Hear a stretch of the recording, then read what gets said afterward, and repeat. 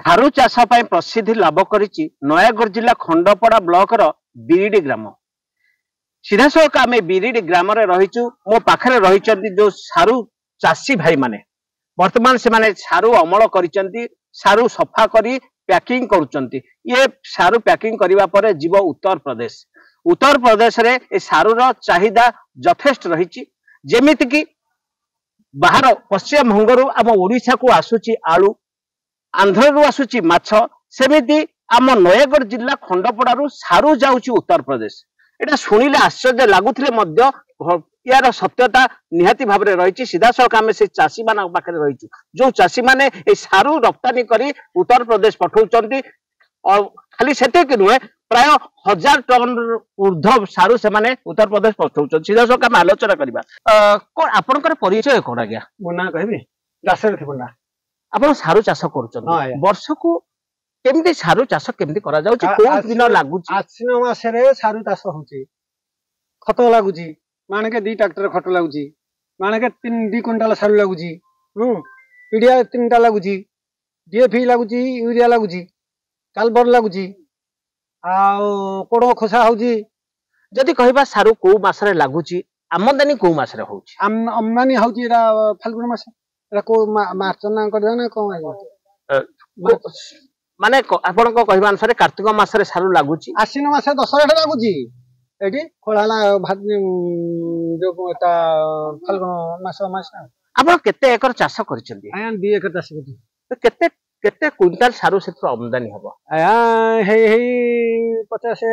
Quintal की 60 quintal हबो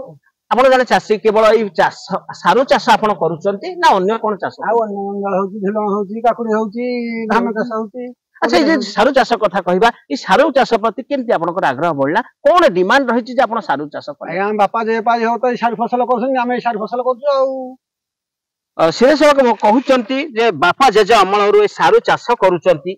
सारू चाष रु मध्य अनेक लाभवान होचंती चाषी भाई तेनु करी से सारू चाष प्रति आग्रह प्रकाश करचंती आज्ञा ए सारू सब कोठी जाउची ये सारू जाउची लखनऊ जाउची कानपुर जाउची आगरा जाउची मथुरा जाउची भरतपुर जाउची सुल्तानपुर सीतापुर गाजियाबाद दिल्ली ए सब जो सारू जाउची आपन कोठु से माने केते रेट नउचंती सेठी केते टका रे गदी रे जहा रेट बिकाउची हमें कहि परनी कि हम एठे जहा चालची हो क्विंटल केते टका रे आपन सारू एठे क्विंटल जाउची बर्तन लेबे 3000 माने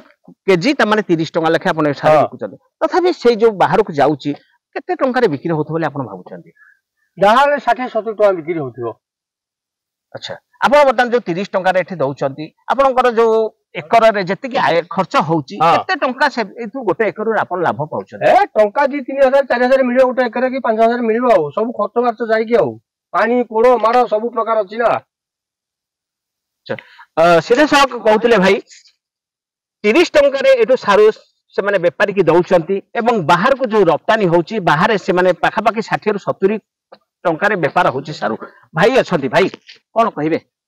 कोन कहबे आम गाँ रे सारू चाष होची आम पाख गाँ सालजरिया गोपालीपड़ा कुसुमतरा टिकरीपड़ा भोकिलापड़ा सेठी भी बे अल्प अल्प चाषी आरंभ करेनी आम गाँ तो देखिकी आम गाँ तो प्रचुर परिमाण सारू करछन लोक जदि सरकार तरफ किसी प्रोत्साहन मिलंदा जेमति कि हमर शीतल भंडार इलेक्ट्रिक पंप खरा दिन होला हमर करेंट रे घंटा घंटा धरि रहउची चाषी सारू मरुची तथापि कटुबरू किसी आसु नाही जदि सरकार तरफ किसी चेष्टा जारी रहंदा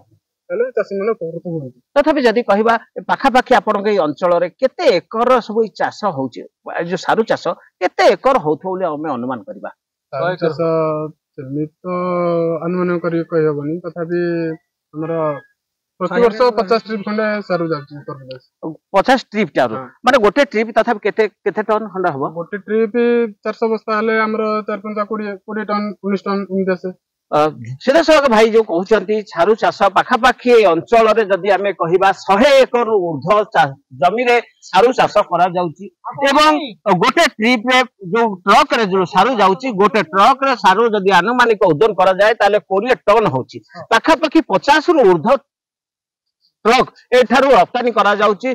बाहर को जोठी कि उत्तर प्रदेश मेनली जाउची जो सारू सेठारे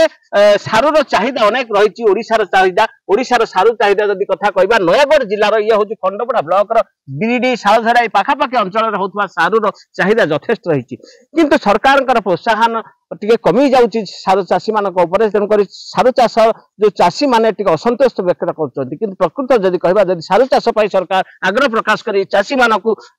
प्रोत्साहन राशि अन्य जो सामग्रिक औषध सार सरंजाम सब जोगाई देवे आहुरी सारू चाषी माने उन्नति करेंगे और ये अंचल आहुरी उन्नत माने चाष क्षेत्र में उन्नति आसो खंडपड़ा सरोज कुमार चौधरी का रिपोर्ट अर्गस न्यूज।